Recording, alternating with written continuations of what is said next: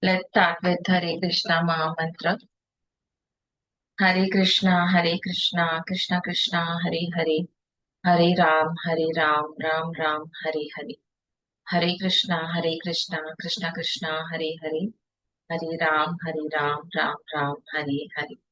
Hare Krishna, Krishna Krishna, Hare Hare, Hare Ram, Ram Ram, Hare Hare.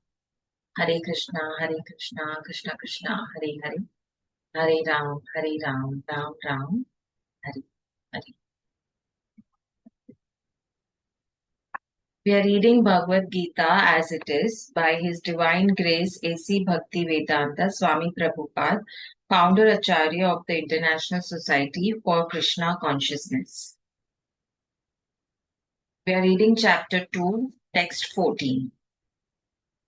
O son of Kunti, the non-permanent appearance of happiness and distress and their disappearance in due course are like the appearance and disappearance of winter and summer seasons. They arise from sense perception, O sign of Bharat, and one must learn to tolerate them without being disturbed. Let's read the purport.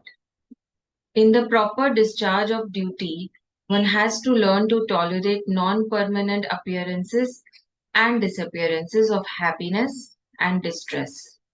According to Vedic injunction, one has to take his bath early in the morning, even during the month of Magh.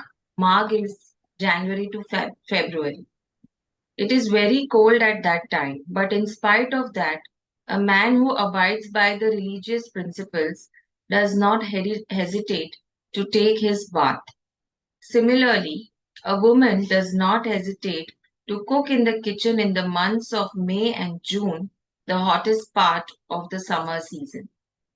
One has to execute his duty in spite of climatic inconveniences. Similarly, to fight is the religious principle of the Kshatriyas, and although one has to fight with some friend or relative, one should not deviate from his prescribed duty. One has to follow the prescribed rules and regulations of religious principles in order to rise up to the platform of knowledge. Because by knowledge and devotion only can one liberate himself from the clutches of Maya, which is illusion.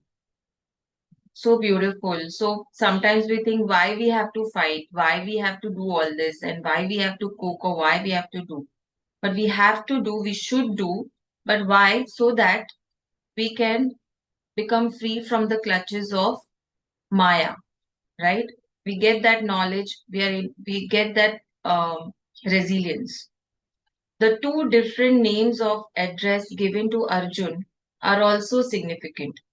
To address him as Kauntya signifies his great blood relations from his mother's side, and to address him as Bharat signifies his greatness from his father's side.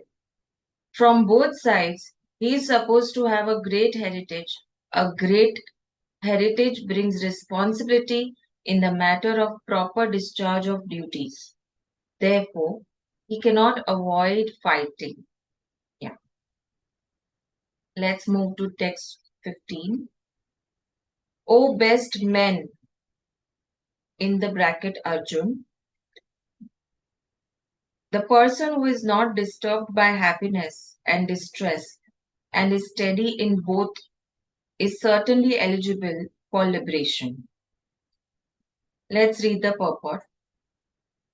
Anyone who is steady in his determination for advanced stage of spiritual realization can equally tolerate the onslaughts of distress and happiness is certainly a person eligible for liberation.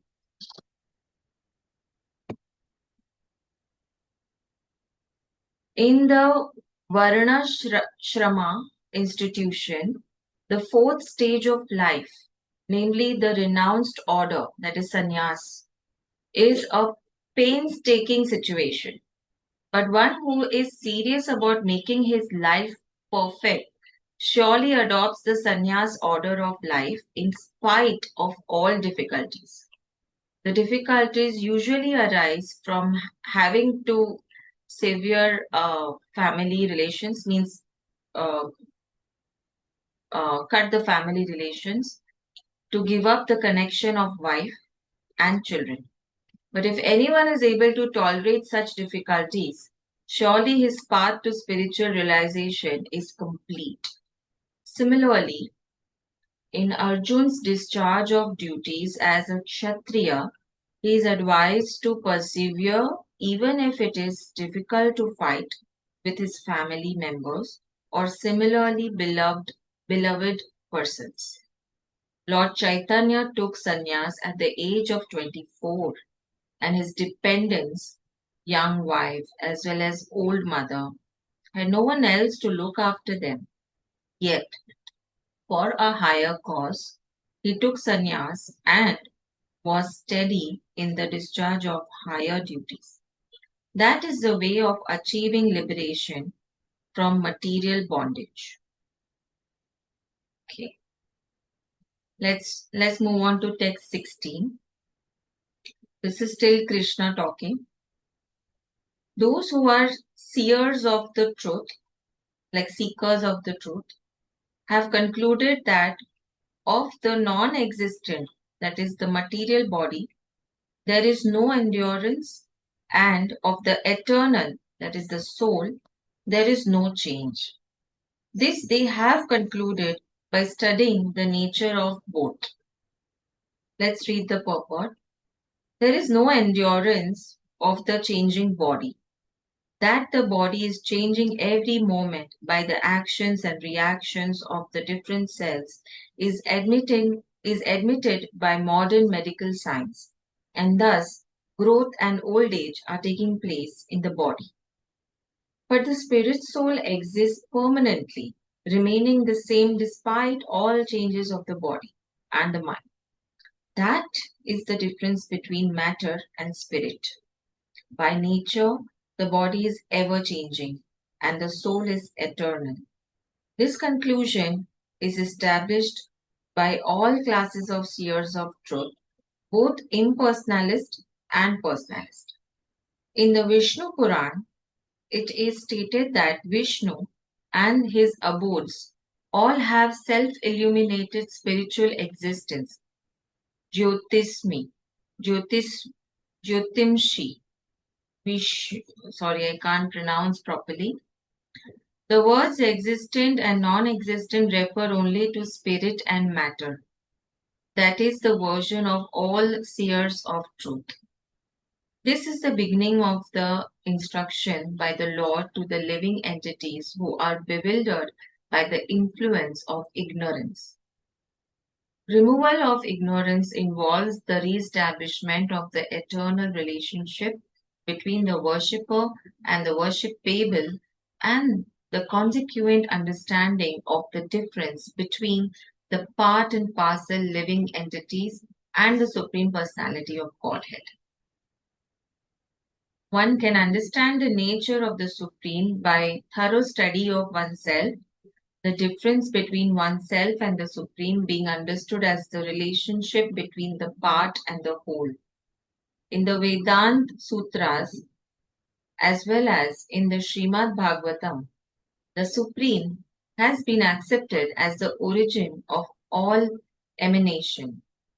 Such emanations are experienced by superior and inferior natural sequences. The living entities belong to the superior nature, as it will be revealed in the 7th chapter.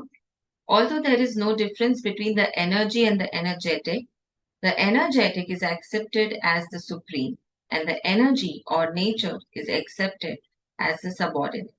So beautifully they have explained energy and energetic.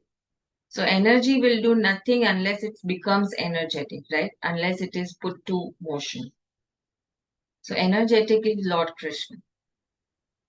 The living entities therefore are always subordinate to the Supreme Lord, as in the case of the master and the servant, or the teacher and the taught. Such Such careful use of words, and it's not saying teacher and student, it is saying teacher and the taught. Taught means the person, whoever is ready to learn. Such clear knowledge is impossible to understand under the spell of ignorance. And to drive away such ignorance, the Lord teaches the Bhagavad Gita for the enlightenment of all living entities for all time. Right. So, text 17. Have time. That which pervades the entire body, you should know to be indestructible. No one is able to destroy that imperishable soul. Yeah. Again, another quality of soul is that it cannot be destroyed or killed, right? Let's read the purport.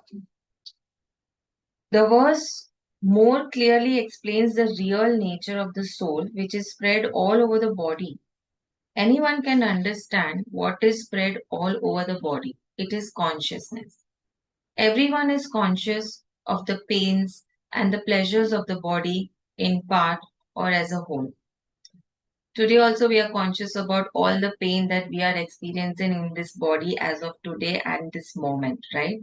So consciously we know that we are going through certain pain or pleasure, what you are experiencing is because of the consciousness.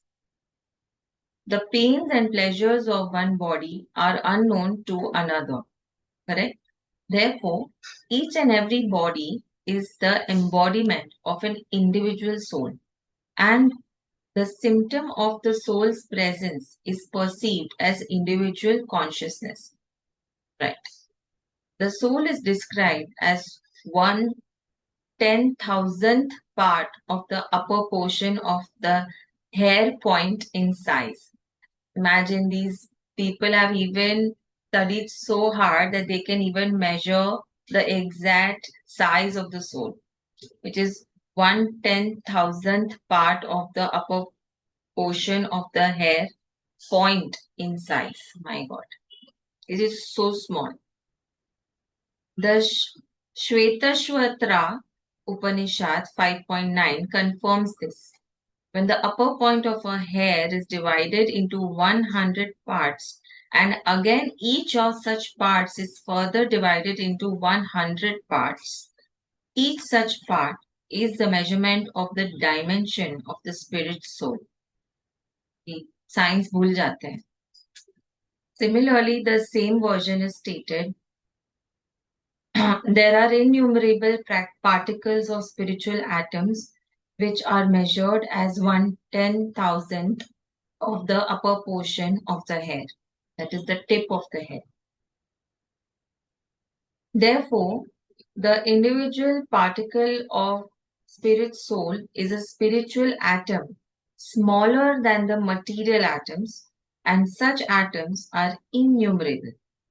This very small spiritual spark is the basic principle of the material body, and the influence of such a spiritual spark is spread all over the body as the influence of the active principle of some medicine spreads throughout the body. So beautifully explained. इतना सा है पूरे body को चलाता है.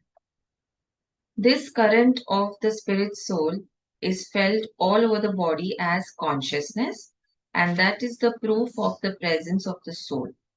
Any layman can understand that the material body minus consciousness is a dead body, and this consciousness cannot be revived in the body by any means of material administration. Right? We can't bring the soul back in a hospital, right? We can't do that. Therefore, consciousness is not due to any amount of material combination, but to the spirit soul. In the Mundaka Upanishad 3.1.9, the measurement of the atomic spirit soul is further explained. They've gone deep in the size of the soul. The soul is atomic in size and can be perceived by perfect intelligence. This atomic soul is floating in the 5 kinds of air: pran, Apan, Vyan, Saman, and Udan is situated within